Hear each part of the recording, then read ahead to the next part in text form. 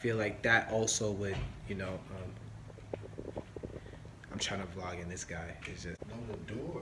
I'm in the middle of a vlog You and hear it? I heard it. I tried to make this as professional as possible, ladies and gentlemen.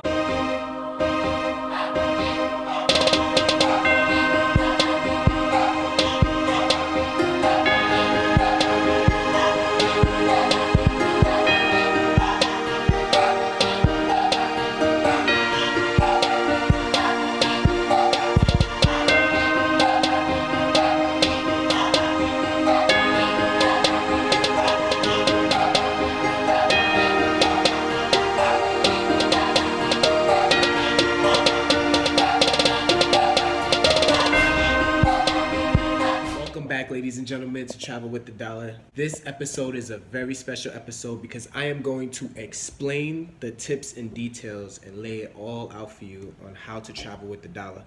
But before we do that, we need to define what's travel with the dollar. So, travel with the dollar, the name itself, the dollar is you. You got to start with the value. This is not just about cheap tickets, hostels, even though that do help in a cost-efficient way, but I feel it's who you know, not what you know. So I think you will go further by who you know. Travel with the dollar is about survival. So I really want y'all to take that into consideration on how to survive.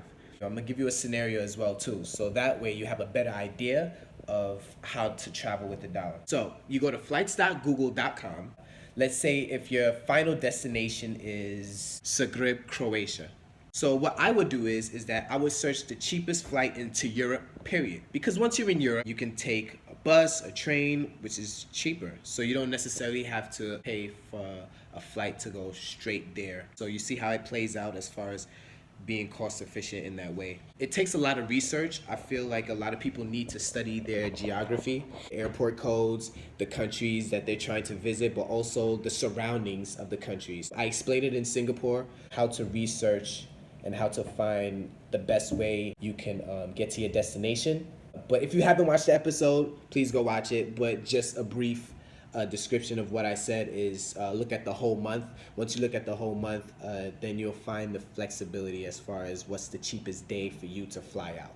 I'm very patient. It's not the destination, it's the journey. One of my cousins told me once he gets to his destination, that's when the journey starts. And I think that's cool. I mean, there's different types of people in this world. But for me, the journey is what's more valuable.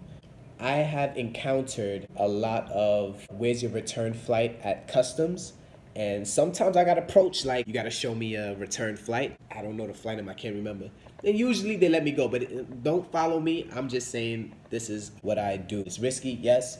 But at the same time, that's the reason why I don't fly too much. I just fly to a city that's the cheapest and then I just bus it, train it, walk it from there. All right, so imagine, right? You're working a 9-to-5 job. You say, you know what? I'm tired of this. I want to go travel. I want to go abroad. I can't deal with this. It's couchsurfing.com. Couchsurfing is where you can go abroad and you can stay at a host house. Usually they would take you around the city if they have time, but it's free. You doing that is saying that, okay, now I get to go to a place and stay for free.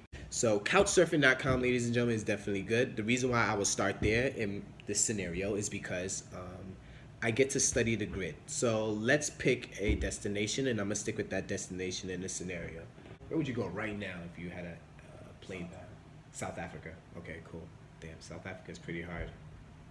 Let's do it. South Africa. We're in South Africa. I'll pick Durban. All right. Let's do couch surfing in Durban. I ain't never been to Durban, so I'm just going off of my structure. That's how hard I believe in myself. I go to Durban, I couch surf, I study the grid of the city. And that's the first thing I would do. Like I said, I've never been to Durban. I heard it's a beach town, so that's pretty cool.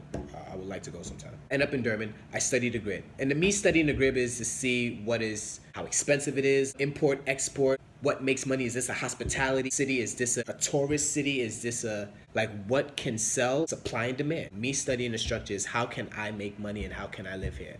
And would I adapt here, Once I do that, there's something called workaway.info. So workaway.info, many jobs. You could do the pub crawl, you could work at a hostel as a receptionist. They love English speakers. You could work in a kitchen, which I prefer, because at that case, what do you need really in this world? Food and water. I feel like the kitchen is best because if you work in a kitchen, you know the chef, you're definitely eating for free. So imagine if you pick up 2 jobs to work at the hostel. Whatever days off I have, I'll work in the kitchen. So that means that I'll eat and I'll have a place to stay. Working visa can be very hard to get because you need a sponsor. I know a lot of travelers that been working underneath the tables, created a relationship where that job started sponsoring them. I know in my vlogs, I vlog about hostel, I vlog about the rooftop bars, I vlog about how cheap each place is.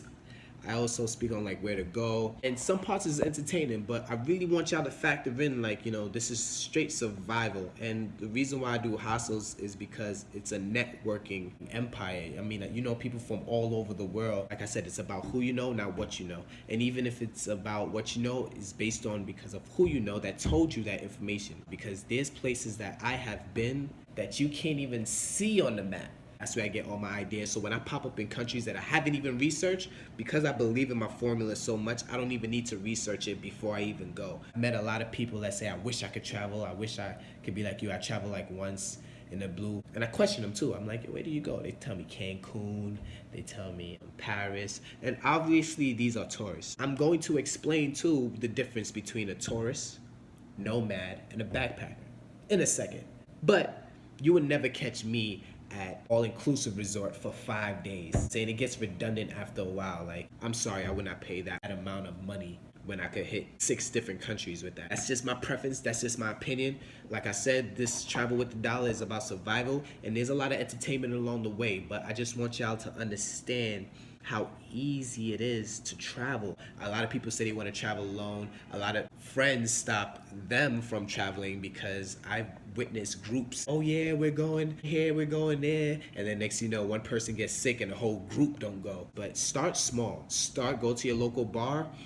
See how well, you can interact with others. You don't have to leave the country. You don't have to leave the city. Just go to your local bar and just see how things feel, because it's the same thing if you was to go to another country and do that. The difference between tourists, backpackers, and nomad, tourists really would just take pictures, and sometimes for the food. Sometimes there's a famous restaurant that they saw. They just want to be in and out, and that's about it. They don't really spend time. They don't really know about the culture. Tourists is just go to popular places.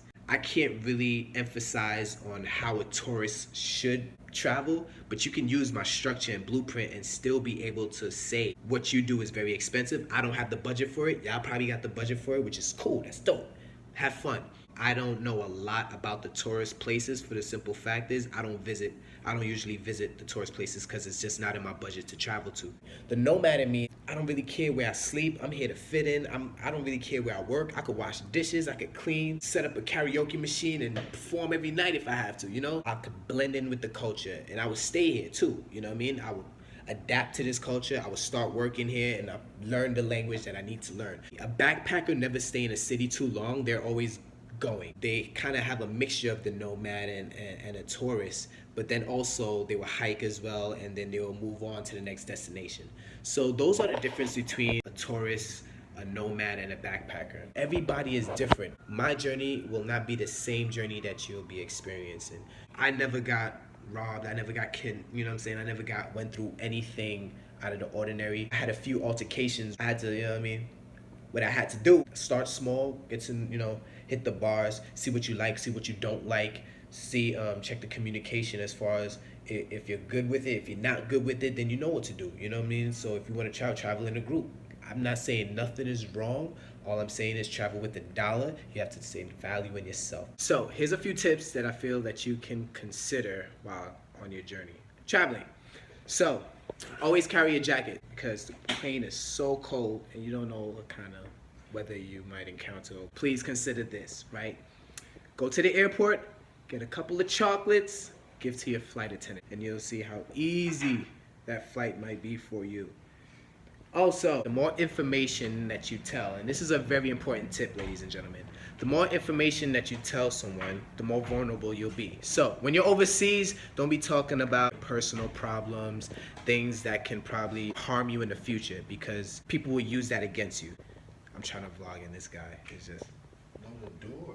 I didn't even have them in the video all this time. But then you hear this. So, make sure that you don't tell too much of information. And that's about it. So until next time, ladies and gentlemen, travel with the dollar.